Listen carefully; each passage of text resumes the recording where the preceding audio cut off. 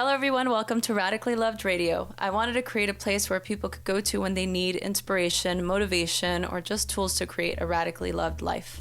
I will do my best to bring you information on a variety of topics ranging from nutrition, holistic health, coaching, yoga, meditation, and just overall mindful living. Each episode will bring you some of the world's best yoga teachers, life coaches, health and wellness experts, along with some of my closest friends. We will talk about their life experiences and journeys to create something more out of their lives and careers, and how they continue to work to make that happen. Thanks for listening. And today, we're talking to Jess Schmidt. Jess is a yoga teacher. She graduated from Harvard Business School, and she is the creator of the Executive Sutra. This is an incredible program that brings yoga tools and philosophies to business leaders to find more fulfillment. She coaches her students, and she coaches her clients to become powerful leaders, to lead with their heart, and to envision their careers in a new way. She teaches simple exercises that you can do at work to maintain a healthy balance between career in the midst of the hustle and bustle of your life. Here's a conversation we have about this incredible program and all the incredible work that she's doing in the world. So for me, I love to be able to see your dreams come to fruition. I mean, I saw when you were drafting this whole idea, and you presented it. Do you remember? I was like, and then now to see it like alive, to see it become this amazing program, it's just like, I am so in awe and inspired, and I'm so proud of you. It's so great. Wow, thank you. I'm like getting teary-eyed. That really means a lot to me.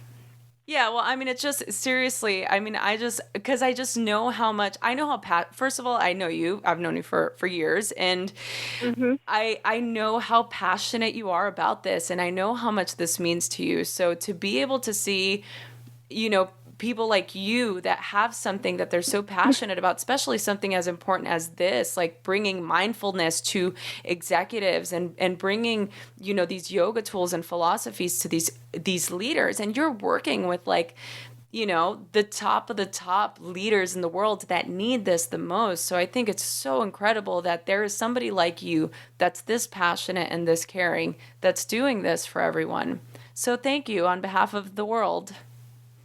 Oh my gosh! Well, that's really generous, and thank you for reflecting that. And I am passionate about it, and it's such a trip to think back, 3 years ago about, or maybe even a little bit more than that, 3.5 years when we were in that incubator, in that program of figuring out how it was that we wanted to be of service to the world, using our yoga, using our tools. And it's like that old adage, like all the pieces are there, all the answers are there inside of you, and you just don't know at the time. I mean, I remember meditating in my 200-hour program and thinking, like, what is my purpose? What is my path? What am I doing with my life? Like, where am I going? And it was causing me so much internal, like, suffering and angst, because I just had this really deep desire to do something that felt both meaningful and authentic to me, but also, of service and doing something that I felt like was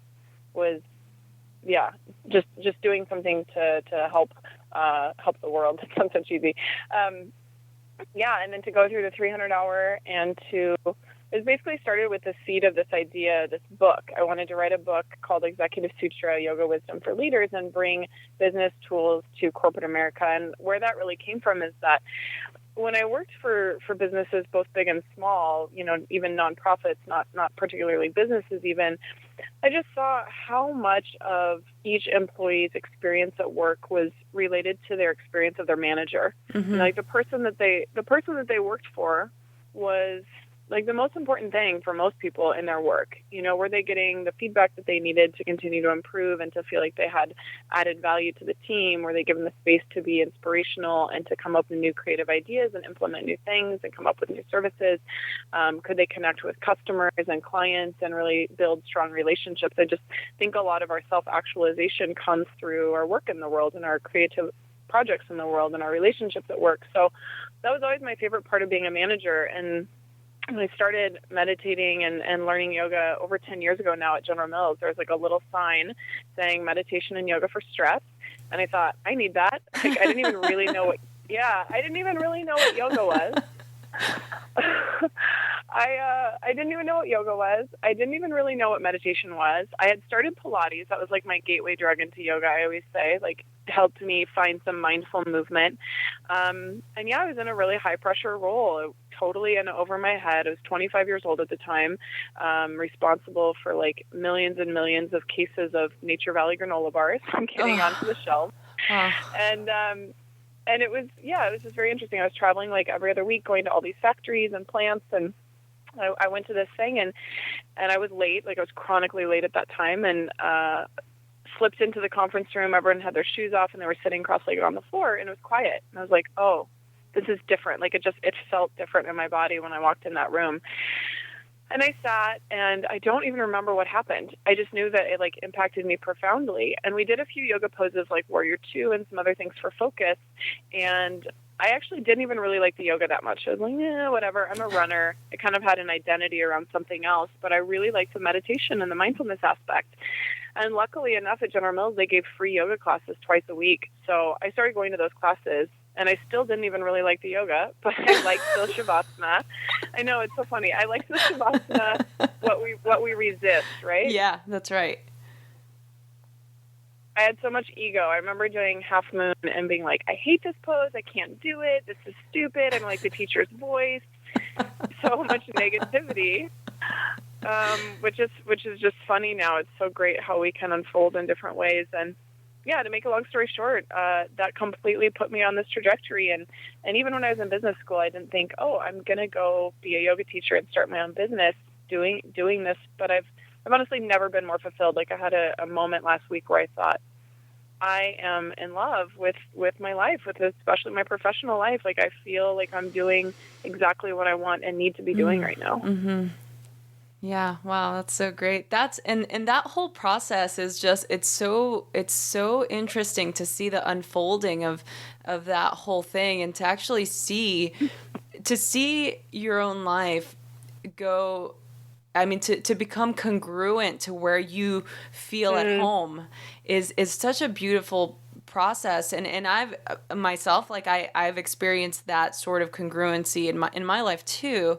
But I think just the unfolding, right? Like, kind of just seeing the slow evolution of it all, I think it's so great. And so, like, obviously this is what helped prompt this new trajectory in your life by doing Executive Sutra and creating this, because you know that, like, this is something that people especially in that world, in the corporate world, in the executive world, this is something that people need. You know, like, mindfulness is no longer considered a nice to have, like a kind of like, oh, this is nice for people to do. It's a must have, right? So it's a way to keep their brains healthy and to support self-regulation and to become a better decision maker, to, you know, protect themselves from all the toxic stress. And I know that you do a lot of work in this realm, you know, and you're always, like, you know, posting different techniques and exercises that people can do, like seated or, you know, at their desk. And I think that it's an incredible program. And I think that it should definitely continue to gain momentum because more people need it. But as far as, like, you implementing this with people, like, how have you already begun to see an impact with the people that you work with? That's a great question. Yeah, I definitely have seen shifts, both in short amount of times. You know, I'll do an hour-long training. I just did one last week at a startup in Venice, and there was 50 employees, this, like, really fun, funky startup place, hard even to find room for everyone to fit into. And, you know, employees afterwards were like, wow, I had no idea I was so stressed until I stopped and watched my breath for a few minutes. Or I had no idea that I was kind of living within this, like, little box, these little confines, and how much better I feel when I can be more fluid and more creative and not attached to my phone. And just hearing those comments really, really inspires me, because I think we think that we have to do big things, like, well, I have to run a marathon, or I have to go to yoga 5 times a week, or I have to, and we set up these expectations for ourselves that are just really hard to live up to. And then we set those same expectations for other people, and we can I believe, kind of get caught in the cycle. And I'm sure you feel the same way as a coach, that it's like that Yoga Sutra, practice becomes firmly grounded when done for a long time, consistently, and in all earnest. It's like people in the corporate can really world help. So might get a little bit turned off by these types of tools or these types of philosophies or practices because they may not have the sort of context around the deeper meanings of yoga or meditation or mindfulness practice. So how do you navigate that with people in the executive world? I can be in charge of my own health, my own well-being. Yeah, that's a great question, because there is a different level of appetite. To your point earlier, however, I do see that mindfulness is becoming such an accepted thing, and it's an interesting word choice. I think when we say mindfulness, people have a greater receptivity to that. And when we say meditation, people think of that as like an activity, and I don't know, I'm not sure if I want to do that. So I love that mindfulness is kind of getting a foothold, because you can be mindful at any point, and I think it makes a lot of sense to people in the business world. So the point of that is that I really try to pay attention to my language and use language in a way that people can understand what I'm talking about and that it's accessible. So I never talk about the chakras or the energy centers. I talk about the benefits that you get by being more creative, the benefits, which is the second chakra. I talk about the benefits you get by being more open-hearted, right. Fourth chakra, all those things. So, and in my ebooks, I go in a little more detail on that. But I think the key is just being present with the person that you're talking to, like actually walking the walk of all the tools that we're talking about, and being mindful of how that other person is reacting, and then making conscious language choice to meet them where they are. That's probably been the most impactful. And of course, there's people that are skeptical, and to be honest, I don't really try to convince them. What I do is like, hey, reach your arms up overhead for me and give a little stretch and take 3 full breaths, and let's pause at the top of the inhale. And I do that with them for like 2 minutes while we're talking, and they say, how do you feel? And they're like, I feel pretty good. How's your energy? I feel a little bit better. You feel more focused? Maybe, so I kind of try to do it through experience. And sometimes I do that and they say, I don't know, I don't feel any different. And I just say, okay, whatever. I shared what I could, and that's just what happened. That's what happened, or that's what didn't happen. Exactly. Yeah, so just allowing people the space to, have their own experience, I guess. Well, it's just the way that you would teach a yoga class, right? With people coming in there, like at different levels of capabilities or certain restrictions and things. You just have to really meet people where they are and allow them the space and show them that it's okay to be where they are, as opposed to creating anxiety or stress and when they're put in a situation, and they can't do something. It's funny what you said just now about like meditation and mindfulness, because I feel like meditation is another one of those things, and this is something that we can discuss because I know that you can speak to this, but because meditation, let's say, meditation is something that you are, right? It's part of you, but in the larger context, so that the listeners can understand, let's say meditation is something that you do, right? You're going to sit, you're going to practice, you're going to be still, you're going to listen to the sound of your breath. But I think that for some people, it's that concern, like, oh, I'm not doing it right, or I think too much, or, I want to make sure if I do this, I'm going to do it correctly, and for a certain amount of time, so then it becomes another kind of to-do. And I'm interested, as far as being in the corporate world, like how do we keep this from becoming another one of those things, like I have to do this perfectly? Does that make sense? Yeah, absolutely. You bring a great point that I've been sitting with for a while, which is, how do we not apply our same old neuroses and addiction to perfection to our spiritual practice? Right. It's like, does our spiritual practice exist to make our lives easier, or do our lives and the challenges and the highs and the lows exist to really deepen our connection to ourselves and our spirit? And I think it's the latter. I know for me, like, all my life experiences are bringing me closer to the purest expression of who I am. Mm-hmm. But I think that it's a fine line. And for me, I can get very rigid and very attached to like needing to do things perfectly. So It depends on my client. I have certain coaching clients who they crave structure. They want structure. It makes them feel really grounded. And I provide them that structure with, recommending or working with them on setting up a plan. But then there's other people who need a different approach, and I think depending on the seasons of our lives, it's true too. I mentioned before, I'm going through a lot of transitions, so my practice looks different now. I have a different sort of practice now. Some days I meditate 45 minutes, some days it's 10 minutes. It's less consistent in terms of length, but I still make time to sit every day. So to your question about how do we make sure that we're not doing it perfectly, I try to give people a lot of space, and I use a lot of metaphor. Like, meditation is just like getting your GPS. If your mind is like your GPS, it's just getting your GPS on track so that it's not recalculating all the time. It's just letting, kind of the random chatter kind of dissipate, but it doesn't mean that you don't think. I think Gene Heilman in our 300 hour would always talk about that. It doesn't mean your brain turns off. You just find more space between each thought. There's just a little more gentleness, a little more spaciousness. And for myself, and I think a lot of people I work with, there tends to be a lot of, not restriction, but the corporate culture in general, I would say, leans to be more linear, more masculine, more disciplined, more restrictive, more go, go, go. And so I try to put a lot of spaciousness and a lot of gentleness about the experience that you might have, and it's okay to have thoughts, and you don't have to be sitting cross-legged, and you don't have to be, on a mountaintop, and it doesn't have to be anything. Like, those are just, again, self-management projects trying to manipulate our experience. Yeah.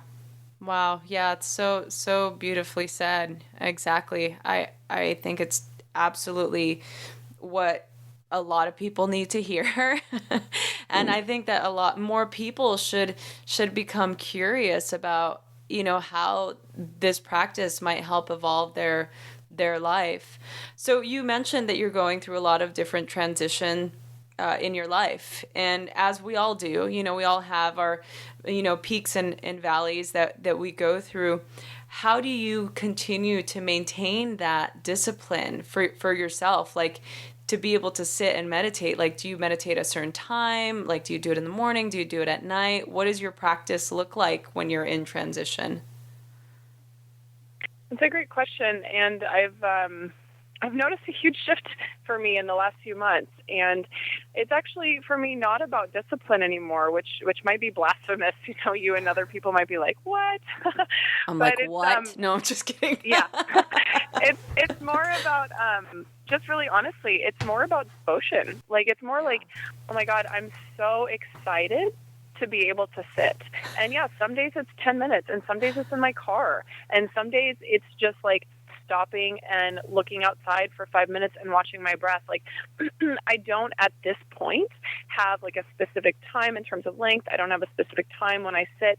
A lot of my clients now for coaching are on the East Coast, and so I'm having calls with them at 6 a.m., which has affected my own personal practice. But it's almost like my dessert. It's like something I look forward to every day. And so I just make the time for it. Like yesterday, it was 45 minutes, and I was doing that and then writing a poem afterwards. And sometimes it's a guided meditation. So I'm not saying that this is how everyone should do it, because I do think that when you start, it's very, very helpful to have a consistent practice. You just lay that foundation. And there are times in my life where that's been just crucial for me, 20 minutes every morning right when I get up. Right now, though, I'm experimenting with a little more permission, a little more playfulness, and coming to it from a more of an aspect of devotion and excitement that I'm nourishing myself. And I'm just trying to stay in my heart in terms of moment by moment, what do I need? So if that day I need an essential oil and I need a, loving kindness meditation, then that's what I take. But it's causing me to, track myself more, be really, really aware of what do I need? And is this resistance? Am I just resisting meditating? And I do have a little conversation with myself sometimes. I'm like, okay, Jess, you don't really need to go eat. Are you really hungry right now? No, you're just avoiding sitting and meditating. So there's a depth of honesty that I have to have with myself that honestly stirs up a lot of feelings of shame or guilt or unworthiness, or I'm not deserving, or I'm not good enough, or, when I'm forcing myself to be this honest with myself moment by moment, it's kind of a big kick in the ass sometimes, because stuff comes up that we don't want to look at.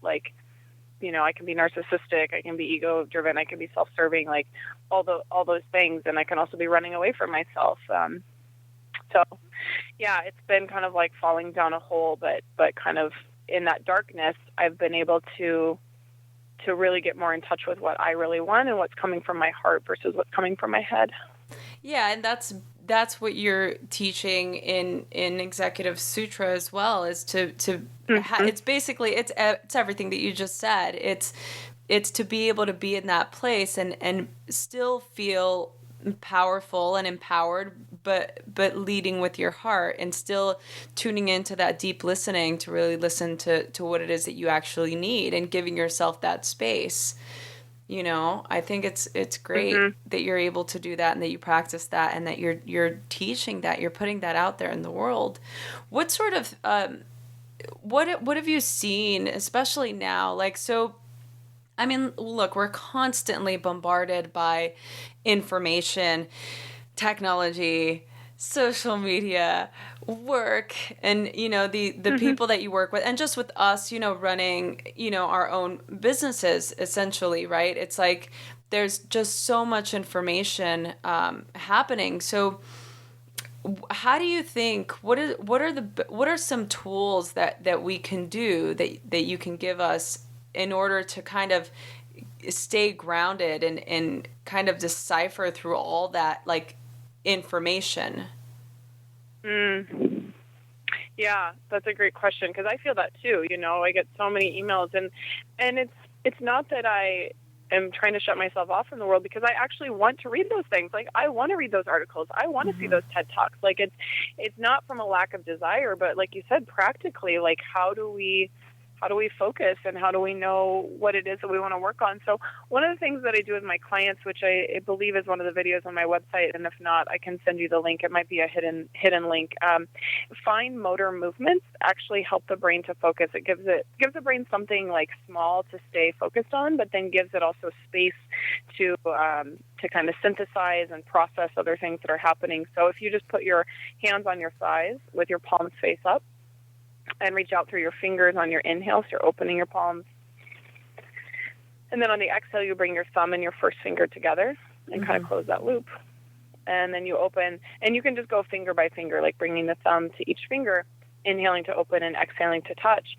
Like, I have my clients do that in meetings. I have them say, like, well, put your hands on your lap underneath underneath the table, and just do this for a few minutes. It will bring you back to your breath, to your present moment, and really help you to get focused. So I think when we're focused and when we're in the space of our heart, like I talked about earlier, it's easier to make those choices because we can sense what's resonating, what's true for us, and what's not. So it makes it easier than when you're looking at email to say, wow, that looks like a great article.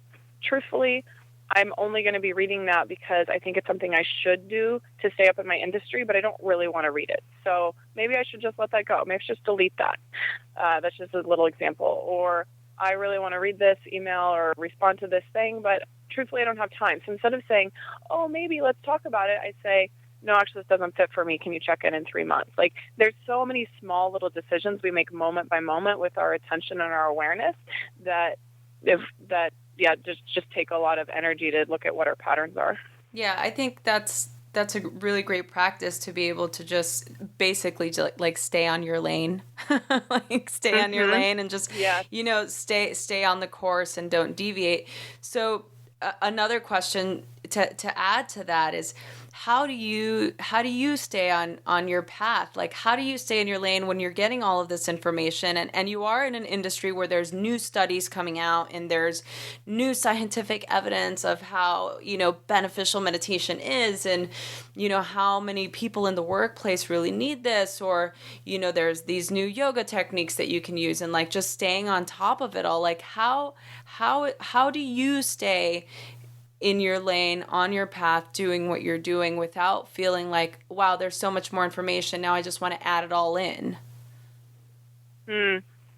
Yeah, I find that is a struggle for me, and I think for everyone. I think that's where it comes back to, like, trusting myself has been a huge journey for my life, and responding to my own inner calling, my own inner compass, versus what I should be doing or what might get me praise or what might, make me feel better temporarily. And when I started my business, I had some pretty big plans about having an app. And, I did a lot on social media in the first probably 6 to 8 months of launching Executive Sutra. And in some ways, it was really just what I needed because I created a lot of content. I found my voice a little bit more, and I got really grounded in the tools because I was putting a lot of content and a lot of tools out there. Mm-hmm. But this fall, I started realizing that this kind of creating content for the sake of creating content didn't feel authentic for me. Like I had kind of tapped my well and found the bottom of my well, and I needed to replenish it. So I haven't been doing much blogging, and I haven't been doing that much posting. And the ironic thing is, the more that I've been focusing on just kind of like tending my own Shakti, like Joan Hyman would say, or Madhya Azrati, it's so funny. Now I have clients showing up in my life that I haven't been seeking, people that are kind of calling me through referral or through word of mouth.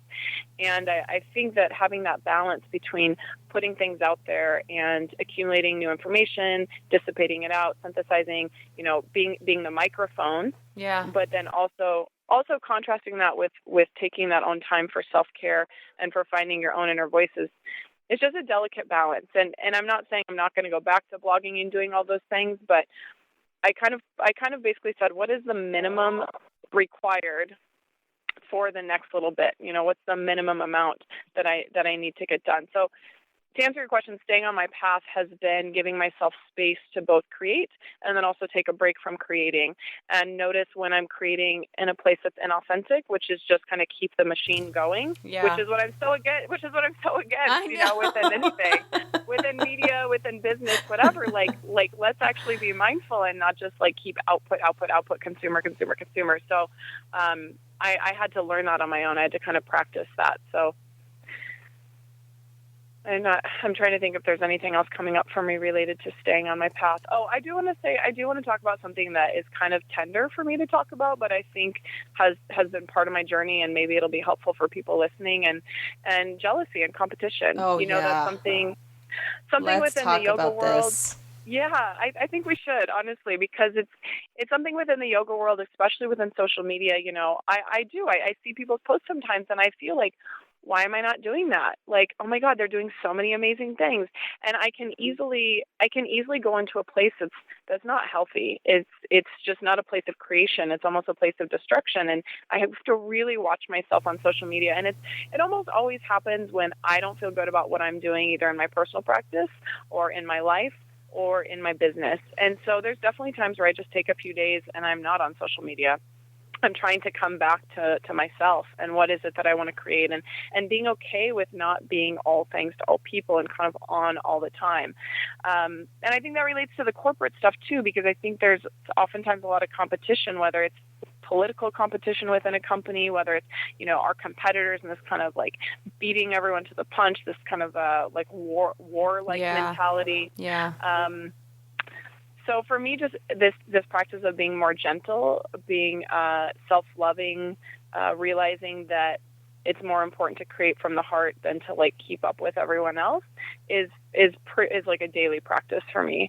But I would love to hear any tips that you have on that, because I think that is one of the easiest ways for me to get off course, is to focus on what other people are doing. Yeah, I agree with you 100%. Actually, a couple of weeks ago, we spoke to Katie Silcox, a very dear friend of mine. She's a New York Times bestseller. She wrote this amazing book called Healthy, Happy, Sexy. And it's, like the hip chick's guide to Ayurveda. She's an incredible yogi. She's an incredible woman, teacher, leader. And we talked about this because I think it's one of those things. It's like social media allows us to have a voice and reach people. And I'm a big fan. You know me. I'm like, I love social media. I love to post things, and I love to see what my people are doing, and it's a really great way for me to stay connected. But yeah, I mean, talk about, we were talking about like falling down the rabbit hole, right?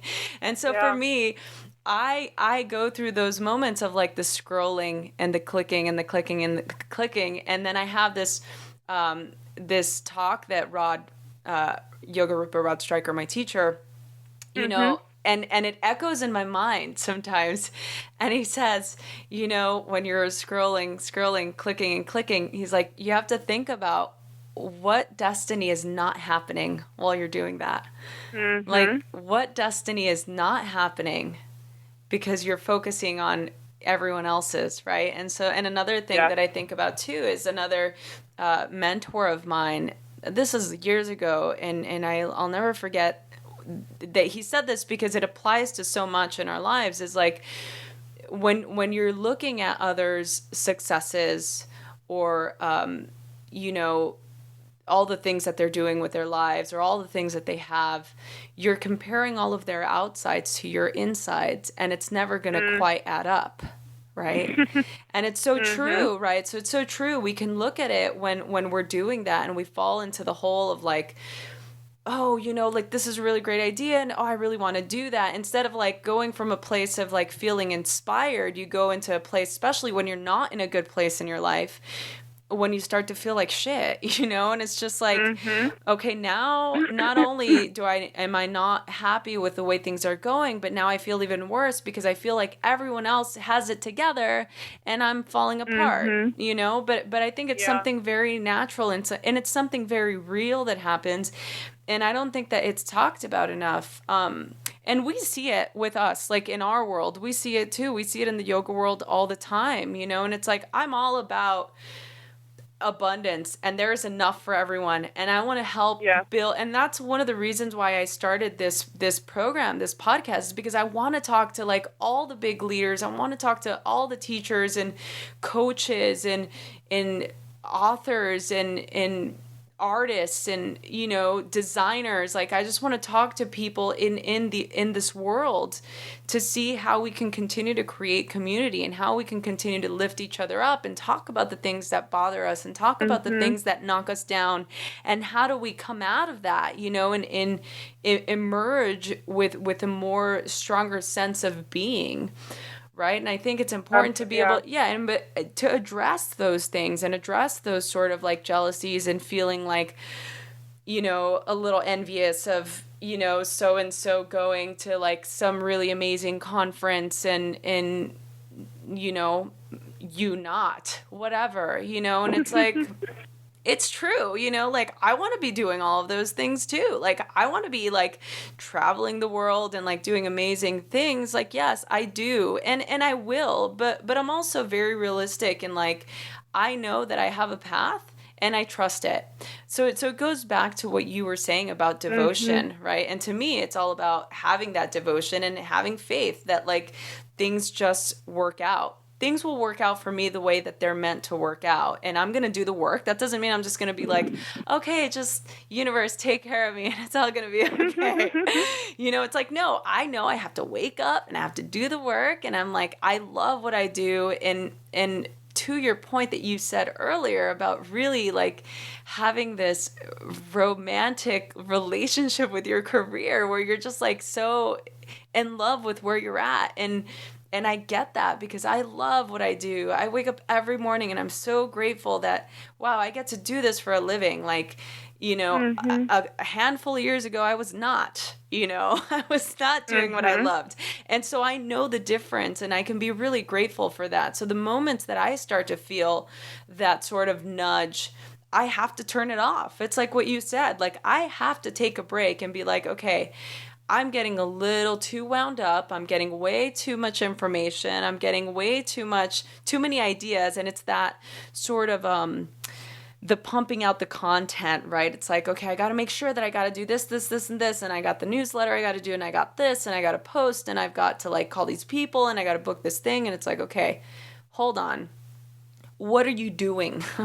Like, what are you doing? What is your intention here? And I really have to be able to go back to that, you know, like what is my purpose? What am I here to do? Is this serving? Like, how is this serving the greater good? And if it's not, and most of the time those things are not, and so I have to be able to just put them to bed and let them go and say, okay, like it's time to refocus. I got to regroup. I got to come back to ground zero, spend some time being quiet, turn the electronics off, retreat, grab a book, take a beat, or, you know, just Netflix binge. Yeah. I love what you said about intention and purpose. I mean, those are such powerful words. And I think sometimes we forget that, like, our purpose can be so small, but so great. Like, I love that Mother Teresa quote where she says, we can do no great things. We can only do small things with great love. And it kind of comes back, I think, to this moment by moment deepening awareness of what you need and what you're offering and where your energy is at. Because if I actually take the time, which, to be honest, I do this very rarely. I wish I could say I did this every time, but if I actually looked at my Facebook only when I had an intention to uplift, support, communicate, that would be amazing. And typically I check Facebook like when I see a notification, you know? So I think it's helpful. Like, I know that the few times where I've checked in with myself, okay, why am I going on this? And sometimes I've noticed because I'm bored, or because I feel low and I want some validation. I want to feel important. How many people liked my post, whatever. Like, just being totally honest, like, that is not a good place to go into that space. It's like, just like in our practice, like, if I set my intention before I actually checked it, it would really change my behavior. And the few times that I do that, it does change my behavior, and I'm able to kind of get out of that much more quickly. But for the purpose thing, like, a few years ago when I was kind of meditating a lot on what is my purpose, it came really clear to me, like, I don't know in terms of the external world what my purpose is, but I believe that my purpose is to facilitate and experience unconditional love. So if on a moment by moment basis I can love myself unconditionally and facilitate that for others, I'm like, wow, like, my life is worth it. It's always worth it. But my life really has a resonance to it that makes me feel just divine. That's great. That's so great. Yeah, I'm so glad that we talked about this, because I think it's I think it's definitely a continuous conversation that we should continue to have, because it's important for us to be able to talk about it, and for the listeners to consider, all of those things that take our energy and focus away, right? And how it's how to be more purposeful and intentional with the things that we do and the things that we bring into our lives, like. I really feel like the other thing that kind of happens is we lose track of time, right? So it's that thing like, oh, I never have enough time. I never have enough time to do everything. But we have a lot of time. If you really break down the things that you spend your time on doing, like I did this social media movement with a dear friend of mine, Morgan Day Cecil, started this movement called Just Be Here With Me, right? And so do you remember this? That. Yeah. So we we shut off all the social media, everything, and we took everyone committed to like a month, 2 weeks, a week, a day, whatever. It didn't matter the commitment, but we committed to a certain amount of time. I personally did it for, I think it was 2 weeks. And the first 2 or 3 days, it was like going, and look, and I do nutrition and stuff as well, and I'm a sugar addict. So it was like when I first detoxed off of sugar, I was like a fiend. I was like, oh, I didn't realize how much I reached for my phone. I mean, right? Like, even just to check the time, like how many times I would reach for that phone, and then I'd have to be like, I had to delete the apps off of my phone, which is fine. But like, so the first 3 days, it was really bizarre. And like, I remember getting so much work done because I was like, oh my God, I'm so inspired, and I have so much energy to like write, and I have so much energy. I want to finish reading this book, and I really want to go meet my friend for tea. And it's like, even those little things, but we don't realize how much, we decide. I want to say how much we waste our time on certain things, but it's like how we misallocate time doing things that aren't necessarily productive. So I'm sure we can talk about that all day long, but I do want to respect your time, and I want to be able to have this conversation with you again. So I hope that you'll be on again with us, because I hope so. because you're amazing. So just in closing, what inspires you? I think what inspires me the most is this moment to moment witnessing and unfolding. This idea that like the ecstasy of life and the latent potential and creativity of life is really in the moment. And I think a lot of the spiritual practices just come back to that, but staying in the moment and holding space for whatever comes up is beautiful to witness within myself and within other people. And for me, that's led me lately to a lot more beauty, a lot more creativity, seeing a flower bloom, seeing a rose, or just watching a sunset, watching someone's presencing of emotion versus like thinking about what I'm going to do next, or trying to kind of run away from that situation. And something you said earlier a moment ago about taking time for yourself and not being on social media, not being on electronics, how that gave you so much more time. Sorry, there's traffic right now. That almost sparked like a little bit of fear in me. Like when you have a few days that are completely unstructured and you're not on social media, you realize like just how much energy and time you have, and it's almost scary. Like, what am I going to do with this sacred resource? So, yeah, I think I'm inspired by the moment by moment unfolding, and then also by just coming back to myself with gentleness again and again, because there's a tenderness that I didn't know was possible. Wow, that's great. And one other question: what do you radically love? I love that question, and I love your brand. Yeah, no, I really do. I mean, I shouldn't even call it a brand. It's like, it's your ethos. It's about that passion and that radical love. I think I radically love vulnerability. Like, I radically love someone expressing the truth of who they are, and just standing in their space and not knowing how the other person is going to receive it. And so, yeah, I think I radically love that vulnerability. And that's, I think, why I'm so attracted to the arts, is because there's a nakedness about sharing a poem or painting a painting, about just letting that energy move through you, that life force. And whether it's Executive Sutra, or whether it's, coaching, or whether it's just having the courage to like speak your intuition, like, hey, I have a feeling that you might be going through something. How can I help? Instead of just being focused on your own kind of goals. So, yeah. That's so great. What a great way to end the show. Thank you. Everyone, Jessica Schmidt, she is the author of The Energized Executive and The Creative Executive. You can download them on Amazon Prime or just Amazon.com. Is there anywhere else we can get your books? You can also get the PDF versions on my website, executivesutra.com, and that's also where, when you sign up for my newsletter, you can get access to all the different tools to help you be more creative and inspired and open-hearted and a bunch of other things at work and beyond. She's an amazing coach, she's an amazing writer, and she's just an amazing overall human being. So thank you so much for joining us. It's such a privilege and an honor, and I'm so grateful for you. Thank you so much. Thank you, Rosie. I feel really blessed by you, and I hope that you keep this part in the podcast that your listeners can hear just what a source of inspiration you are to me, about a woman who's living her truth and her integrity and her power, but in a way that's very accepting and hopeful and inspiring to everyone. So I'm so grateful that you created this community, and I'm really excited to check out the other podcasts too, because I know there's just a great network of people that you're touched in with.